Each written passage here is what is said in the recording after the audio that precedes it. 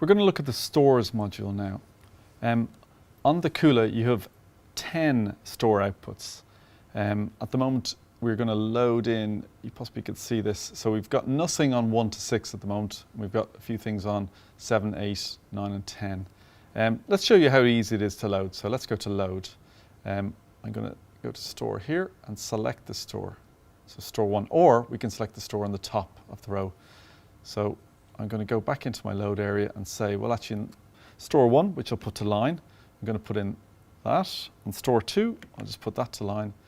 I'm going to load in that. On store 3, let's load in the flower. And on store 4, maybe we'll load in that. Now, we might want to load a key and a fill. You can see here on 4, it says 4CK. What that refers to is it's a clip with a key on it. The first thing to check and to set up is the coupling of those two. So we're going to load that into 5 and 6. But first of all, we need to go down the bottom here. So in store, all the way down the bottom, store setup. And we need to go into 5 and say we're going to couple 6 with it. So I'm just going to coupling store, if I pop that up, is going to be 6. And you can see the key and the fill are 5 and 6. I can go back to bring me back there. And what I'm going to do is on 5, you can see 6 has got K store, so it's coupled. If I select this, you'll see how quick it takes to load. Once it's loaded, we're going to key it. So I'll just set up store 5 on key 1. Okay, so that's now loaded into the stores 5 and 6. I'm going to add key 1 on. I'll just put some source up. And you can see the animation running already. If I go down to the bottom, the play and edit area, so let's just stop that and rewind. If I take that off. So a normal play is just playing it like that, and it's going to stop at the end. We have an option to go loop, so it'll just play on a continuous loop and go round and round. On some cases you might want to do ping pong, so all that's going to do is play it forward, and then when it gets to the end it'll play it backwards.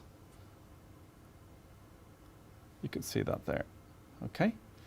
Now, another good one to look at is contents. So this is what's in all of my stores at the moment. 1 to 4, I've got some stills in it. 5 and 6 are a key and a fill. 7 and 8 are some stills. And actually 8 is a good one to have a look at. I'll just put that to line for you. So if we go to store 8 here, I'm going to go and just play that. Again, if I take the key off, you can see I'm able to control the position of where I want to be with my parameters on the right hand side here. In the store area, you will also want to grab some images or some keys and fills.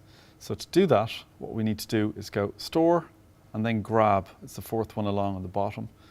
In this area, you'll see various options for grabbing. So you've got a single frame, a latching grab where you turn it on and off, or a grab where you just hold it and it will grab. Just point out, bottom right here is the cross point you're going to grab, so the source. So on this one, I might set that to 4. What I'm going to do is I'm going to put store 1 to line, and we're on store 1 here. I'm just going to grab a single frame. You see the guy's hands. If I do a latching grab, it turns itself on. So until I actually stop recording, that's it turning off. And if I do a grab and hold, so I'm holding my finger on the button, that's another way of doing some moving pictures. So we'll go back to the single grab. So let's just get a nice clean frame. Actually, let's just set that to something else. There, okay. So we got this, this output on our output. And what we're going to do is we're going to save it. So we have to go to the save area.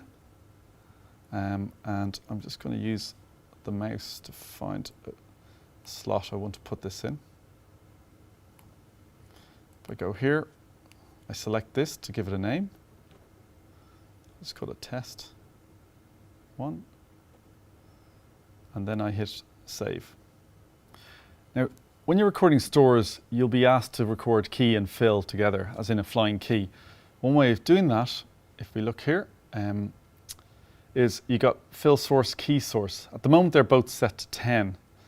if I go in to cross point 10 and I set the key source to 11 and I come back out to store, you can see now I've got fill source 10, key source 11. If I did a latching grab in an associated coupled key, and for example on this one it would be 5 and 6, then I would be able to record the key and the fill at the same time.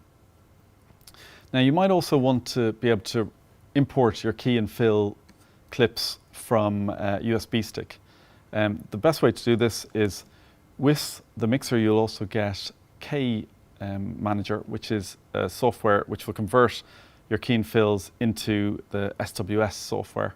And then what you'll need to do is import them into the mixer. So what you do is select Filing Systems, Import Export, Import, Stills and Audio, and then select your drive, select your actual clips, import them in, and then you can put them into your current project.